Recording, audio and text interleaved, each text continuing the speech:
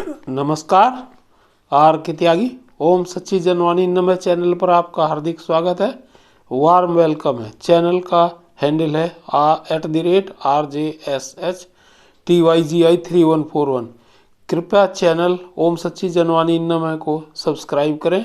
Video like comment और share अवश्य करें। अधिकाधिक वीडियो शेयर करने से बैंक रिटायरी पेंशनर को की बात, उनके मुद्दे, सिंपैथी बटोरते हैं, आगे तक पहुंचते हैं। गवर्नमेंट, फाइनेंस मिनिस्ट्री की आईटी सेल, पॉलिटिकल पार्टीज़ की आईटी सेल, पर्टिकुलरली बीजेपी की आईटी सेल सोशल मीडिया को खंगालते हैं, मॉनिटर करते हैं और उन पर यदि आवश्यक लगता है तो विचार भी करते हैं। ऐसे तथ्य जानकारी में आए हैं। इसी कारणवश वीडियो शेयर करने की बात, कमेंट करने की बात सदैव करता हूं। लोकतंत्र में चर्चा का विशेष महत्व होता है, अतः please subscribe YouTube channel and share video.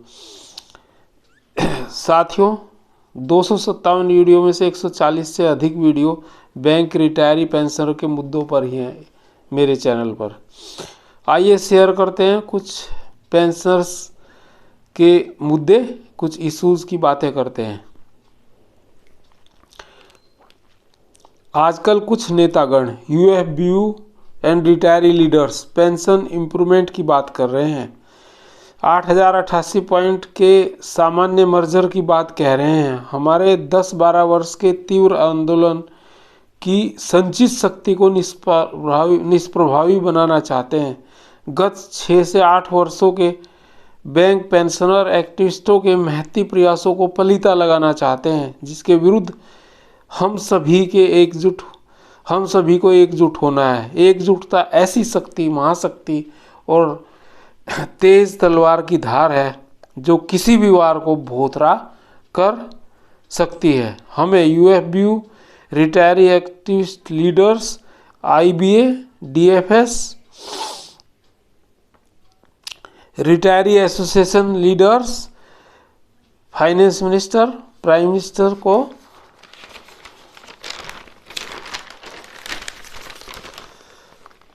सचेत करते रहना है, हैमरिंग करते रहना है, उन्हें निरंतर बताते रहना है कि we want pension updation on RBI lines up to 31 October 2017, जैसा कि आरबीआई में हुआ, और आगामी स्टेप में 31 अक्टूबर 2022 तक।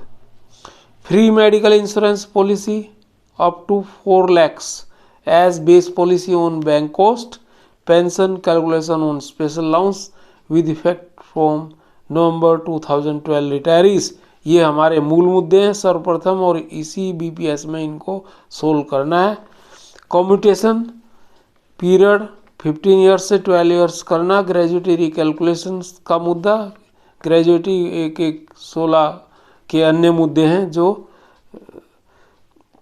नंबर 2 पर हैं, प्रायोरिटी पर हैं। नंबर 2 की प्रायोरिटी पर हैं, वो नंबर 1 की प्रायोरिटी पर हैं। हमें स्वयं भी अलर्ट रहना है और आप अन्य सभी अथॉरिटीज़ एवं लीडर्स को भी अलर्ट करना है। यूएफबीयू गत 27 वर्षों से पेंशन अपडेशन के नाम पर लॉलीपॉप दिखा रही है और अब अचानक ही पेंशन इम्प्रूवमेंट की बात छेड़ दी है, वह भी पास्ट रिटायरीज हेतु, टू विच वी अपोज। हम सभी एक्टिविस्ट साथियों, रिटायरी संगठनों के गत वर्षों के 6-7 वर्षों में एक्टिव होने का ही परिणाम यह आया है कि family pension issue, 100% deneutralisation issue, pension to resignees, SBI 40% to 50% pension improvement, pension issue का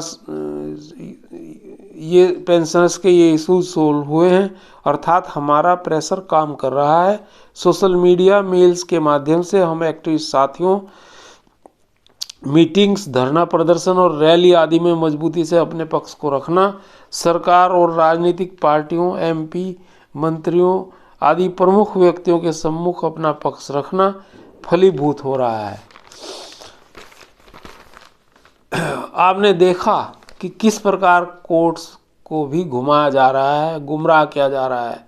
पहले डीएफएस की हाई पावर्ड कमेटी का गठन किया गया स्टेट बैंक के लिए, जिसमें SBI pension revision, industry wise parity, समानता की बात भी थी कमेटी के दायरे में। कमेटी के अधिकार क्षेत्र में डीएफएस ने उनको ये भी टास्क दिया था।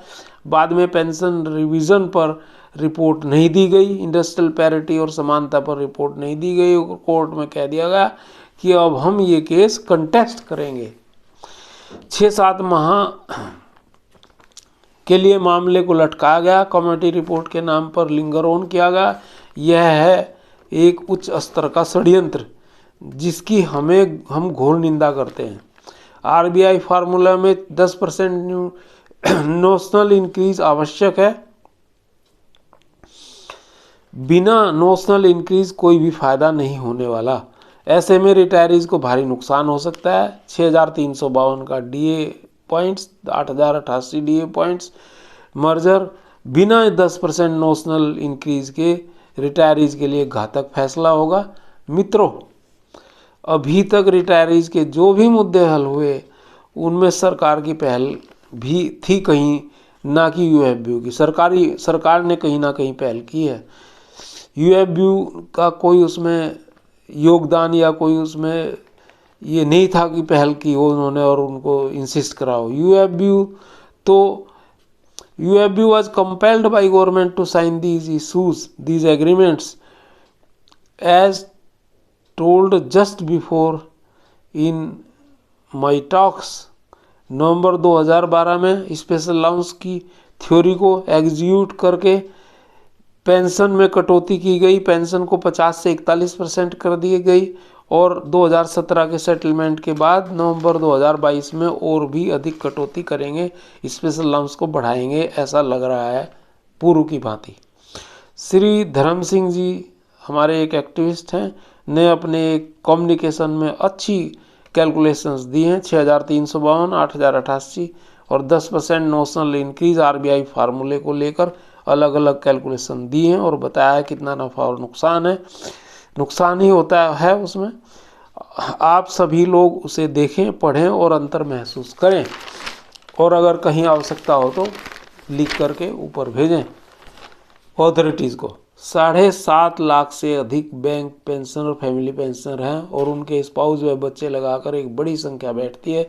गवर्नमेंट को सोचना चाहिए और नैतिक, कानूनी और एग्जीक्यूटिव स्तर पर साहस दिखाना चाहिए, समस्या सोल्व करनी चाहिए। जैसा कि डिफेंस पर्सनल्स के लिए OROP किया था इन्होंने। वित्त मंत्री कई बार शब्दों में तो स्वीकार कर ही चुकी है, BMS के लोगों को भी कह चुकी है, आईवा पार्क के लोगों को भी कह चुकी है और IBA को भी कह चुकी है उनके एक अधिवेशन में, और एक अन्य इंटरव्यू में भी उन्होंने ऐसा कहा था 2020 में। कार्यप्रणाली और कार्य व्यवहार में भी इसे एग्जीक्यूट करना चाहिए, लाना चाहिए कार्य व्यवहार में। डीएफएस की हाई पावर्ड कमेटी ने भी एसबीआई के 17% रिटायरीज साथियों के लिए 40 से 50% पेंशन की विसंगति ठीक की, जो अधिकतर उच्च अधिकारियों के लिए है। एसबीआई के उच्च अधिकारी 17% श्रेणी में आते हैं। 83% लोगों को तो पूर्व में ही 50% पेंशन मिल रही थी स्टेट बैंक के, किंतु अन्य नेशनलाइज्ड बैंक रिटायरीज के साथ यह धोखा क्यों? जब उन्हें 17% रिटायरीज के साथ अन्याय लगा, इनजस्टिस लगा इस सारे प्रकरण में, तो रिपोर्ट में के अनुसार रिपोर्ट में उन्होंने ऐसा लिखा है। फिर उन्हें अन्य नेशनलाइज्ड बैंक रिटायरीज बैंकर्स को CPF, ग्रेजुएटी और पेंशन थर्ड बेनिफिट के ना दिया जाना एक धोखा है, इनजस्टिस है। यह उन्हें क्यों समझ में नहीं आया और वो इंडस्ट्री वाइज पैरिटी पर भी उनकी अधिकार क्षेत्र में उन्होंने छोड़ दिया, जिसमें ये चीज़ आती है।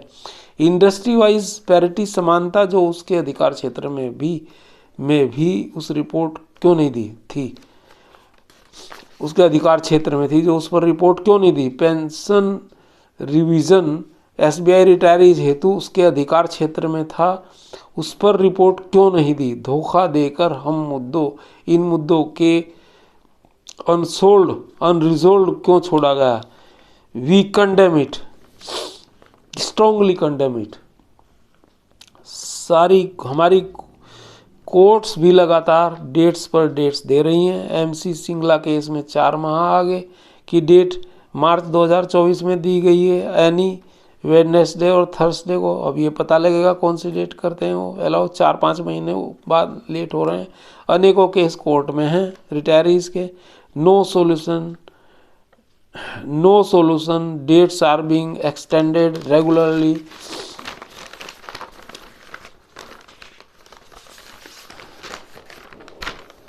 Retirees are expiring, dying regularly, no solution but dying without treatment and with funds insufficiency। ये है त्रासदी बैंक पेंशन रिटायरीज के साथ।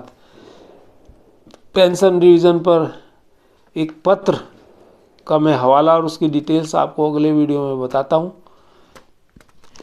ये वीडियो लंबा हो रहा है। थैंक यू साथियों।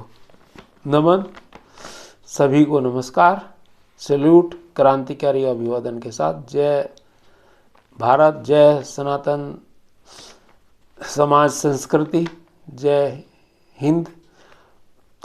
सभी प्रसन्न रहें, संपन्न रहें, स्वस्थ रहें, सपरिवार, ऐसी हमारी कामना है, ऐसा हमारा इच्छा है। Thanks sir. यूट्यूब चैनल को सब्सक्राइब करें, वीडियो को शेयर करें। Thank you.